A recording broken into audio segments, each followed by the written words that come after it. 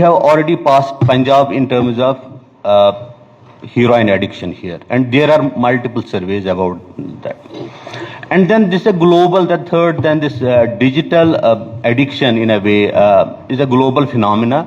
So currently I would say that we have three types of addictions. One is cigarette smoking, another is heroin, and then we have this digital thing. And about the heroin, heroin is the pinnacle of the addiction. There is no addiction beyond heroin. This is one of the hardest known substances to the humankind currently. And there is no harder substance worldwide anywhere. Okay? So, and then see, if we'll, this program has been that as we are talking about the newer generation, that's so true that evolution per se is such that your IQ tends to increase. And all of you will accept that newer generation they understand things in shorter span of time. And it is not just the observation, this studies per se that there's actually 5-point shift per decade in IQ. The IQ gets higher each decade, but the attention and concentration gets reduced at the cost, as a cost of it. And the digital use actually reduces this, our attention span and concentration span. So we are not able to spend more time on focusing on different projects or something which is on our hand. So forget children. What are the practical strategies? I tell you that some of them I have employed for myself, because all of us have times when scrolling the Facebook, Twitter, or other accounts, it was post midnight. All of us here had at least 1, 2, 3 or multiple experiences here. All of us. Nobody can deny here. Even if, here are people from 30s to 60s, 70s. All of them will agree to it. And it has affected me as well. It does affect every one of us. Some of the time tested and strategies actually recommended by the studies, by the different experts in the field are that we should actually resort to black and white screens. More color, more stimulation. This is a practical. I will talk about the practical things. Doctor के पास patient आता है, he gives a pill, he gives a suggestion, which has to be practical. And then meal times have to be strictly no phone times. There are other times which maybe you may or you may not, but meal times have to be strictly no phone times. All of us, I always tell this that whether you believe in God or not, but having a spiritual routine in your time is really, really essential, and it has to be essentially in the morning hours. And your spiritual routine should be always away from the digital screen. And then, as Sir did discuss about we should have a nature time. We should have a nature time, whether it is in terms of walk, whether going to the hills, whether going to the streams or anything. And no notifications except for a regular call and then age-old SMS. And I tell you, I don't have notifications for. It's so true. I don't have notifications on WhatsApp. Even the invitation to attend this came through WhatsApp. I don't have notifications on for this. And evening readings have to be essentially screen free. We have to go back to the paper for evening readings, or if you are so tech savvy, go for the Kindle or similar devices. I am using Kindle for the last 12 years. And I tell you, the experience may not be as good as that of the paper, but is definitely better than the screens.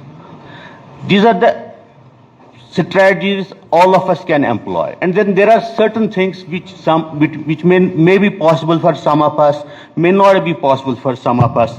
That is that you should stick to one social media platform.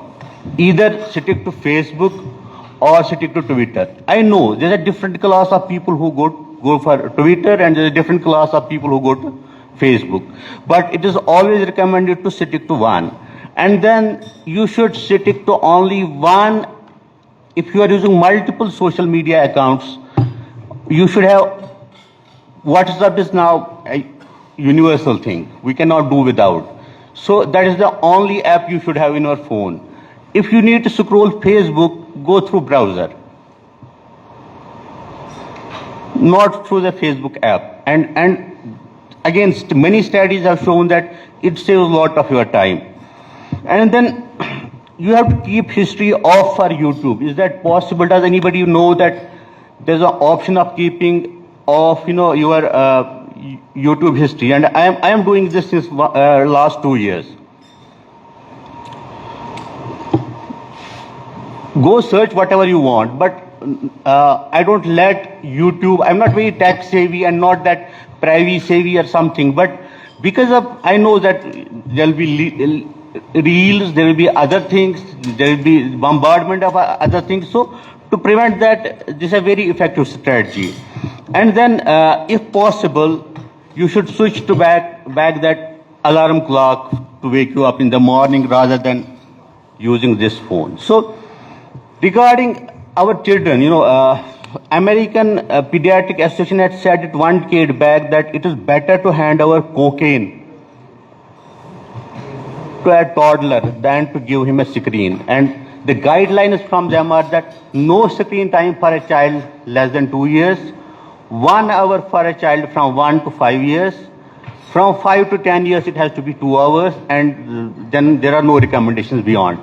And then recently we had this Australian Senate example where they banned use of social media platforms by people less than 16 years of age. How that is going to be coming into effect? It has certain logistic issues, but we have to think maybe not exactly the same, but we have to think of there is a need of legislation now. Because see, most of the violent and sexual crimes by young people and teenagers have a link with excess exposure to pornography. Pornography is not that safe as we tend to see it. And most of us, I would say invariably all of us in one way or another way has been ever exposed to pornography. Yes, maybe the counter argument may be that people resort to VPNs and other things. Yes, it is so true that a minority resorts to that thing if we ban certain things, but it has an impact at a gross level. So we need to think at the government level, we need to think at the community level, we need to think at the individual level. And we have to start from ourselves. It is very, very important. We need to start from ourselves. And invariably, the kid and a toddler who is using excessive phone, the complaint is usually from the parents. And we have, obviously, I see around 4 or 5 kids every day in my OPD with similar complaints. I don't focus on the kid, I focus on the parents. It is invariably parents using phones, using digital screens at all times. That is what prompts a child to use the same.